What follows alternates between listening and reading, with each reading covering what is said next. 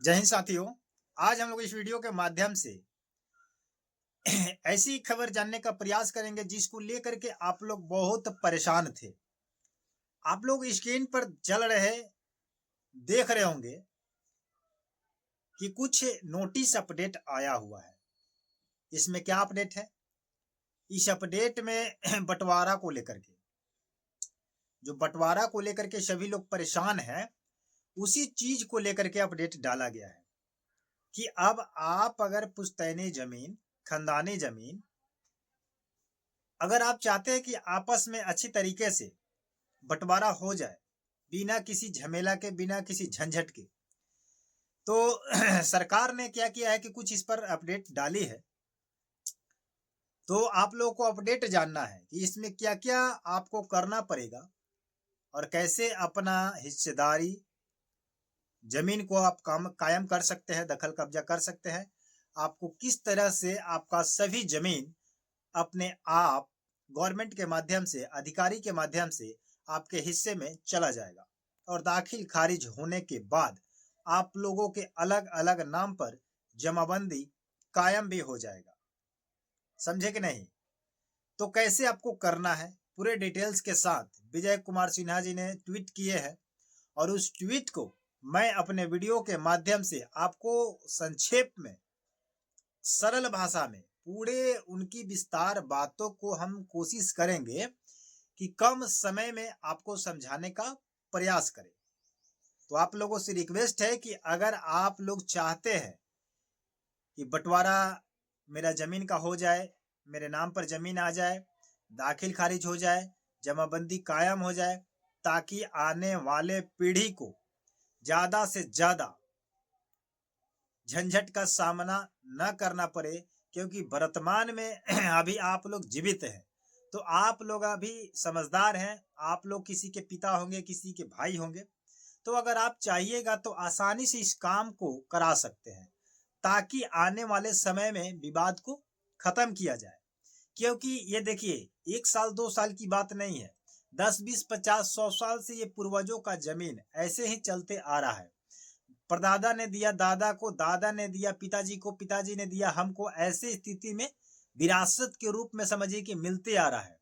और उसमें क्या हो गया कि इतना ना बड़ा लंबा चौड़ा फरीकैन हो चुके हैं कि आज उस जमीन में अपना हिस्सा कायम करना इतना, मतलब कहा जाए कि मधुमक्खी के छत्ते से शहद निकालने के बराबर हो चुका है कि अगर अगर आप उसमें हाथ लगाते हैं तो मधुमक्खी आपको डंक मारेगी ही मारेगी।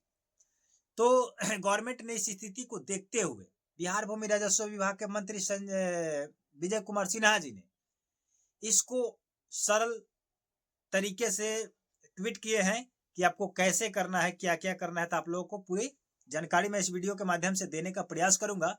आपसे बस इतना ही रिक्वेस्ट करेंगे कि आप हमारे चैनल पर अगर नए हैं, अगर चैनल को सब्सक्राइब नहीं किए हैं तो चैनल को सब्सक्राइब कर लीजिए, वीडियो को लाइक कर दीजिए, और फेसबुक पर देख रहे हैं तो मेरे फेसबुक पेज को फॉलो कर लीजिए, ताकि आपको वहां भी, अगर आप सोशल मीडिया पर फेसबुक पे भी हैं तो आपको फेसबुक पे भी आपका वीडियो मिलते रहेगा। अगर इंस्टाग्राम पर है तो आप मेरा इंस्टाग्राम को जाकर के ज्वाइन कर लें, ठीक है? और जो पुराने सब्सक्राइबर हैं उनको तहे दिल से धन्यवाद। तो सबसे पहले आप लोग को करना क्या पड़ेगा, जो संपत्ति है पुराने जमाने का, बाप दादा का, तो वैसी स्थिति में आप लोग समझते होंगे कि तब बहुत सारे लोग आपके फड़िकैन में, आपके पट्टी पट्टीदार में, आपके खानदान में बहुत सारे ऐसे लोग होंगे जो बाहर होंगे। तो पहले का नियम क्या था कि सभी लोगों के नाम से भरना था फॉर्म को, लेकिन अभी की स्थिति में गवर्नमेंट ने ये नियम लागू कर दी है कि एक ही फॉर्म एक ही रहेगा और उसमें सभी का नाम रहेगा। अगर आपके भाई 2 4 भाई हैं, 5 भाई हैं, 7 भाई हैं, जितने भाई हैं, एक से अधिक है, तो आपको शेड्यूल उसमें बना करके किसके हिस्से में कौन सा जमीन है ये आपको वहां पर दर्शा देना है। क्योंकि आप लोग आपसी सहमति से बंटवारा किए हुए हैं, सालों से उस पर दखल कब्जा भी है, उस पर आप घर मकान भी बना चुके हैं, खेती करने वाला जमीन पर आप खेती कर भी रहे हैं। तो आप उस चीज को दर्शाएंगे कि किस भाई के हिस्से में कौन सा जमीन चला गया। कौन सा प्लॉट उनके हिस्से में है, वो चीज आप उसको उनके शेड्यूल में लिखेंगे कि फलाने भाई के, बड़े भाई के ये है, मझला का ये है, छोटे का ये है, और ये प्लॉट इन लोगों को मिल चुका है। और उस फॉर्म पर सभी लोगों का हस्ताक्षर चाहिए। समझ रहे बात को? सहमति पत्र अगर दायर नहीं कीजिएगा तो बाद में ये ऑब्जेक्शन हो जाएगा और अधिकारी जो है इस काम को नहीं कर पाएगा। क्यों? क्योंकि मान लीजिए कि आप 5 भाई हैं और एक भाई नहीं है, मान लीजिए कि कहीं है, बाहर है, कहीं कमा रहा है, और 4 भाई घर पे उपस्थित है, तो आप सोचिएगा कि फोन से पूछ लिए कि हाँ भाई आपको कोई प्रॉब्लम तो नहीं है, ऐसा ऐसा काम हो रहा है, आपको कोई आपत्ति है कि नहीं है, तो हो सकता है कि कहे कि नहीं सब कुछ ठीक है, आप लोग कराइए, जो भी करिएगा अच्छा ही कीजिएगा, इसमें हमको कोई दिक्कत नहीं है, जो कीजिएगा अच्छा ही होगा। तो हो सकता है कि ऐसा अनुमति दे दे, बट पेपर पर अनुमति नहीं दिया।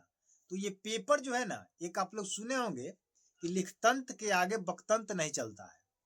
तो कहने का मतलब है कि जब पेपर, कानून जो भी है वो पेपर मांगती है, ना आपकी आवाज, ना आपका बातें, ना आप क्या बोले थे, ये सब कुछ नहीं है। हाँ, कुछ समय के लिए सबूत कहा जाए तो सबूत के तौर पर यह होगा कि उस चीज बात को आप रिकॉर्ड कर सकते हैं। अगर आप इस मैटर पर बात कर रहे हैं किसी भाई से कि मैं ऐसा ऐसा काम करने जा रहा हूं, इसमें कोई आपत्ति है या नहीं, तो अगर कहता है कि नहीं है, ठीक है कीजिए, तो आप इसकी रिकॉर्ड कर सकते हैं कि बाद में अगर आपत्ति डालता है इस मैटर पर तो आप इसकी कार्रवाई कर सकते हैं, रिकॉर्डिंग सुना सकते हैं जाकर के कोर्ट में, जज के सामने, जहां भी इसका सुनवाई किया जाएगा वहां आप इसको रिकॉर्डिंग सुना सकते हैं कि मेरा भाई ऐसा ऐसा कहा था। लेकिन बात यहाँ पर ये रिकॉर्डिंग का नहीं है। जैसे आप उत्तराधिकारी नामांतरण फॉर्म को भरिएगा बंटवारे के लिए, तो अगर 5 भाई है और 5 उसमें खंड है और पांचों का नाम आप लिख दिए, पांचों का शेड्यूल जना दिए कि पांचों के फलाने के ये है, फलाने का ये है, पांचों का खता खेसरा सब कुछ डाल दिए, और उसमें 4 सिग्नेचर उसके सामने ठीक दिखाई दे रहा है कि 4 भाई सिग्नेचर किया हुआ है और 5वां सिग्नेचर नहीं किया है, तो बस वहीं पर ऑब्जेक्शन हो गया। यानी कि वहां पर देखा जाएगा अधिकारी के माध्यम से कि 4 का तो सिग्नेचर है बट 1 का सिग्नेचर नहीं है, तो वहां पर नहीं होगा। तो सबसे पहले मैं आप लोगों से ये आग्रह करूंगा कि आप अपने भाइयों में पहले सहमति प्राप्त करें, सबकी राय जान ले, और सभी लोगों का जब राय हो जाए तो सबसे पहले एक रफ कॉपी पर बना करके इस चीज को आप अपने में व्यवस्थित कीजिए कि ऐसा ऐसा ही काम होगा, इसमें आपको कोई आपत्ति है या नहीं, आप संतुष्ट हैं कि नहीं।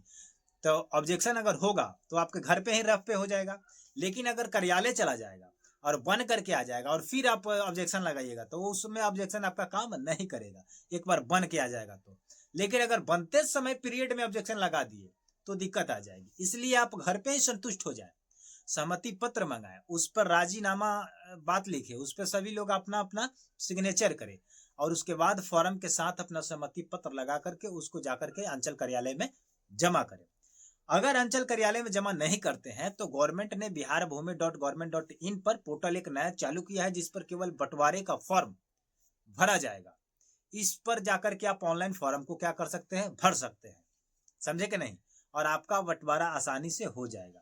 ये मैं नहीं कह रहा हूँ, ये विजय कुमार सिन्हा जी खुद अपडेट के माध्यम से कह रहे हैं। अपडेट आप लोग बैकग्राउंड में लगा हुआ है, आप लोग देख भी सकते हैं, स्क्रीन पे भी मैं लगा दूंगा आगे फ्रंट पे, जिसको आप आसानी से देख सकते हैं, पढ़ सकते हैं। लेकिन आपसे बस इतना ही रिक्वेस्ट करेंगे कि अभी भी आप हमारे चैनल पर नए हैं तो चैनल को सब्सक्राइब कीजिए, फेसबुक पे है तो फेसबुक को फॉलो कर ले। मिलते हैं नए वीडियो के साथ नए जानकारी के लिए, ऐसे ही अपडेट आप लोग रहिए। धन्यवाद।